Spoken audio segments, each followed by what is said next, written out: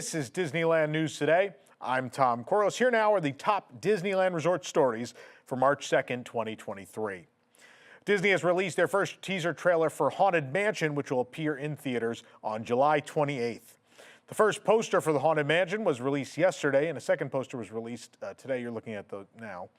The film follows a doctor, Rosaria Dawson, and her 9-year-old son, played by Chase Dillon, moving into the Haunted Mansion in New Orleans. Dawson's character ends up calling in a priest, played by Owen Wilson, to exorcise the mansion. They also get help from a widowed scientist turned failed paranormal expert, Lakeith Stanfield, a French Quarter psychic, Tiffany Haddish, and a historian, played by Danny DeVito. Jamie Lee Curtis, who portrays Madame Leota, said the new film is a modern, fresh, old-fashioned, and scary, but not scary like a monster movie. It's scary like a Disney ride and funny. If you go on that ride, there's a lot of humor as well as the scary, ghosty stuff. Last fall, during the Studio Showcase Day 1 Celebrate the Magic of Disney and Pixar panel at the D23 Expo, the new Haunted Mansion film from director Justin Simeon debuted a trailer to fans, and director he took to the stage to speak about the project and detail some of the cameos audience can expect from Winona Ryder, Dan Levy, Hassan Minhaj, and more. Previously, the Haunted Mansion film was going to be released in August, but again was recently moved up to July 28th. And again, this trailer is just full of references to the attraction, the stretching room, Hatbox Ghost, the organist, all sorts of cool stuff. Watch the trailer on our website.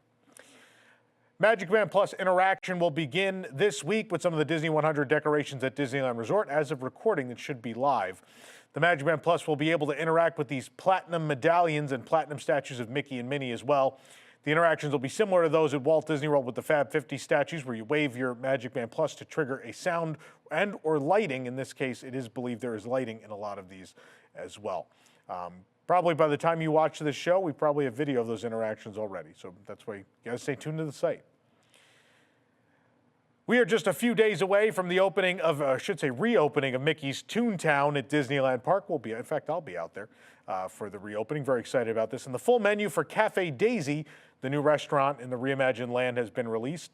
That menu for grown-ups will have a pepperoni pizza flop over, which is pepperoni, mozzarella, provolone cheese, and tomato sauce for $10.49. A cheesy pizza flop over, which same thing with mozzarella and provolone and tomato sauce, $9.99.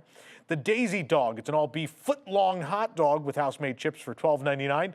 Daisy's Dressed Up Dog, which is all beef foot-long with chili cheese sauce, mac and cheese, and Parmesan potato crispies with house-made chips for $14.49. There's a spring garden wrap of romaine and quinoa in a wrap with creamy lemon dressing and toasted pumpkin seeds with house-made chips for $12.99. There's also Toontown Tater Chips. It's house-made potato chips with chili cheese sauce. You can get those for $7.49. For sides, they have a chili cheese sauce you could add for $3.99 and a side of ranch for $1.19. If you're looking for something sweet, Daisy's Goody Goody Donuts are house-made mini donuts with cinnamon sugar for $5.99. For the kids, which is what the land is geared towards, all the dishes are served with Cutie's mandarin oranges, applesauce, and choice of small Dasani water or low-fat milk. There's the Cheese Please Pizza, it's cheese and tomato sauce for $6.99. The Pepperoni Please Pizza has pepperoni, cheese, and tomato sauce for $7.49. Minnie's Mini Corn Dogs for $7.99. And Mac and Cheesy, $7.49, or toddler size for $4.99. For something to drink, there's Picnic Time Watermelon Lemonade. It's Minute Maid Lemonade Light with watermelon premium syrup and watermelon gummies for $6.49. Granny Goof's Garden Sweet Tea, $6.49. Specialty Cold Brew. It's Joffrey's Cold Brew Caramel Mudslide with sea salt caramel toffee sauce topped with whipped cream, and it's $6.29. As well, we got the full menu for Good Boy Grocers nearby, offering snacks and easy-to-eat items for guests on the go. They do have novelties here. There's the Perfect Picnic Basket. You could choose 3 food items plus 1 beverage from Cutie's Mandarin Orange, Mini Baby Bell Snack Cheese, Seedless Grapes, Applesauce, Yogurt Smoothie, Goldfish Whole Grain Crackers, Dried Fruit Mix, Gluten Allergy Friendly Fig Bar, Fruit Roll, a Granola Bar, Minute Maid Apple Juice Box, Minute Maid Juice Box, and Small Dasani Bottled Water. That's $25.99. You can make it the Perfect Picnic Pack. That'll have the Perfect Picnic Basket with blanket for $36.99. What is amazing about this is how this is themed to Runaway Railway, which, by the way, not my favorite attraction of all time, but you better believe on opening day I'm going to be on that grass with this picnic blanket and basket themed to a scene of the attraction. This is such a cool and thoughtful and fun thing, and I think for guests of any age, I think it's going to be tons of fun. I'm looking forward to it. So stay tuned for the video. I'm going to be the first idiot with that big glove going by with that picnic basket sitting on that grass. They're also going to sell a premium souvenir sipper for $16.99. A snack bundle for $5.99 will include the snacks that come with that picnic offering, but without the souvenirs, by the way. For beverages, they have a bursty, bubbly berry. It's Fanta Blue Raspberry with blueberry popping spheres. I don't call them balls anymore, I guess. $7.49. The Shush Berry is Fanta Orange and Fanta Cherry for $7.49. The Gummy Melon, Fanta Watermelon with candied watermelon gummies is $7.49. They'll also have assorted other frozen slushies for $5.49. Of course, a number of bottled Coke products and all that kind of stuff available at both these locations as well. We didn't read those because they're not special, but I like that they're making the Toontown menus feel a little special. There's some fun stuff on here I'm excited to try. Stay tuned for the reviews. They're coming soon. TikTok user Donovan Sanford shared a video of a drone hovering in Frontierland at Disneyland Park a few days ago. Sanford said they saw the drone at around 2 p.m., and in the video, it's hovering amidst trees, branches near the edge of the Rivers of America across from the Golden Horseshoe. Security cast member stands in front of it, checking on it and making sure guests don't get too close. A shorter clip at the end of the video shows the drone crash into the bushes and 2 security guards are looking at it. Of course, drones are prohibited at the Disneyland Resort and other Disney parks. If the drone was being used by Disney, there would have been a crew nearby, of course. Whoever was controlling the drone is not visible in the video. May have been very, very far away. In fact, not even inside the park, but kind of crazy to see this happen. This program is brought to you by our official travel agent sponsor, The Vacationeer, the engineers of your next magical vacation. Sit back and let their team of vacation planning experts craft your family's next magical Disney trip. The best part is their services are free.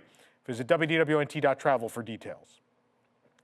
Speaking of Runaway Railway, the fake concession stand in the queue of that attraction has been damaged by guests once again. Pepper shaker was missing but later reaffixed to the condiment counter just a few days after opening. The new damage is also on that condiment counter, which is very much within the reach of guests. This time on the nacho cheese dispenser. The pump at the top of the dispenser has been broken off by a guest. These props are very much, again, in the reach of them, so it's no surprise they're going to be touched. It may be slightly surprising that they're not a little sturdier, given American audiences. But, yeah, nonetheless, I guess we're going to keep our eyes on this concession stand to see how it holds up over time. I think a gumball was also ripped off the counter last week, which is one of the, they put some gumballs up there, I think really just to keep people from sitting on the counter, like trying to sit up there for an Instagram photo. But someone ripped one off. Disney legend Josh Gad got to live out his longtime dream of being a Jungle Cruise skipper thanks to some Disney magic.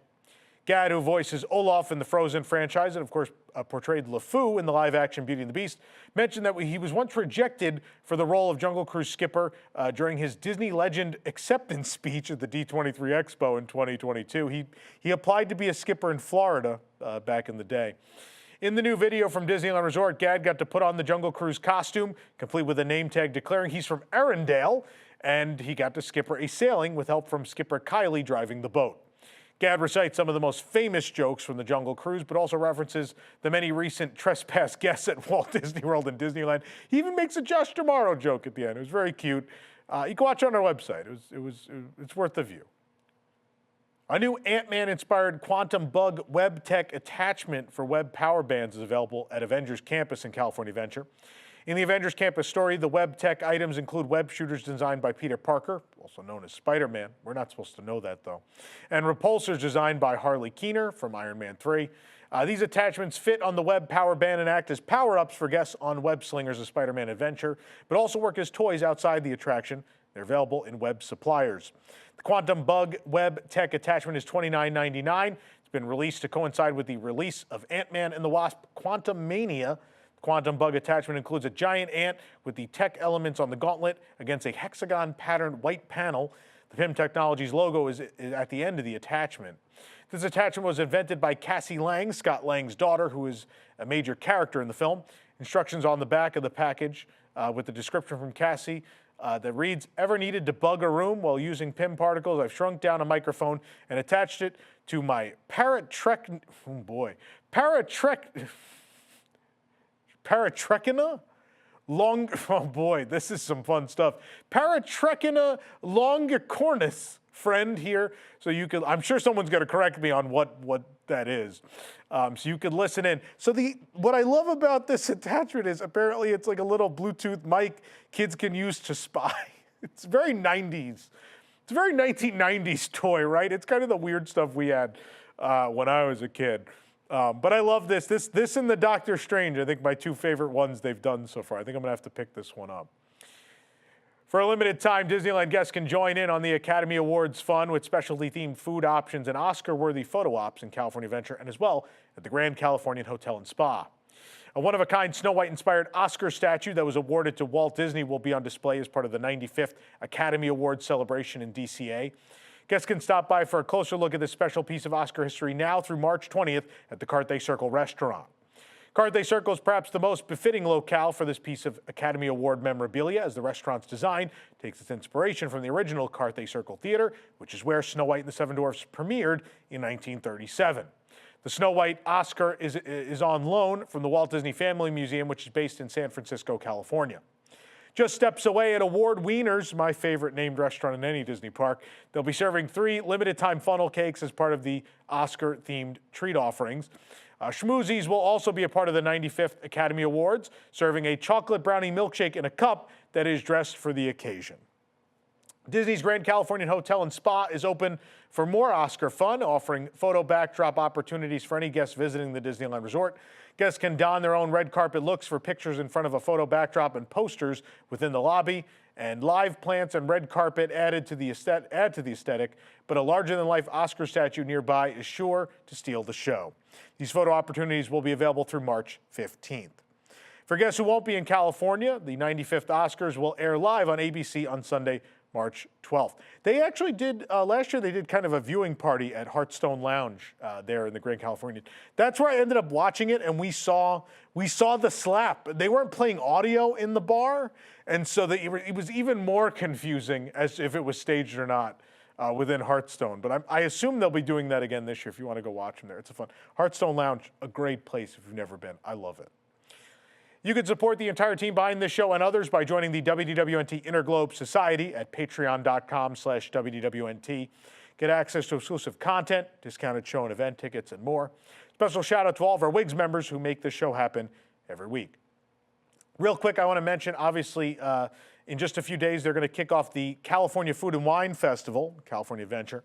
And we do have our reporters, as well as Eric and Jason are out there covering all of that. We've published a few reviews already from the soft opening of several of the food booths. So please go check that out at DisneylandNewsToday.com. Obviously, there will be a video with reviews of all the new items available here on the channel as well. So stay tuned.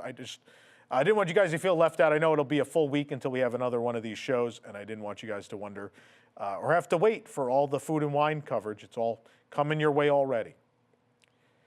California resident Jeff Reitz has achieved a world record by visiting Disneyland daily for a consecutive 2,995 days, a total of 8 years, 3 months, and 13 days. If you visited Disneyland between 2012 and 2020, you may have encountered Reitz, who began visiting daily with friends when they were all unemployed in 2012. Quote, "It started as a joke between friends when Disneyland announced they were giving an extra Disney day when they announced the Leap Day 24-hour event in 2012. We decided to use Disneyland as a positive as we were out of work and had annual passes that had been gifted, so it was a source of free entertainment. It helped us to get out and put a positive mindset, log exercise with all these steps taken, and always networking since you never know who you might meet." The Leap Day event in 2012 was Jeff's 60th consecutive day. He met a reporter who began following his daily social media posts. Quote, "Then on July 1st, 2012, halfway through the year, the Orange County Register reporter printed a story about making it to day 183. He recalled, "The Associated Press picked up the story. It became real as I was getting contacted by newspapers and radio stations from around the globe asking for interviews. In fact, we interviewed him on our very old show, See You Relate, which was, 11 years ago. We had him on the show during this period. Over the years, Reitz said he's been stopped by fellow guests for photos and autographs. He's visited with friends often, but hasn't shied away from visiting on his own when necessary. Quote, "It got to be where my schedule was pretty constant, so it depended more on others wanting to come join the fun. When it came to his daily routine, he would always post on social media at Disney366 on Twitter, and then usually take a walk around the park. Quote, I enjoy photography, so I always was watching for images to capture that I could post to share, the record holder shared. Regarding his favorite ride, Reitz said, there's only one ride at Disneyland. It's Mr. Toad's Wild Ride, but the Matterhorn bobsleds has always been my favorite attraction.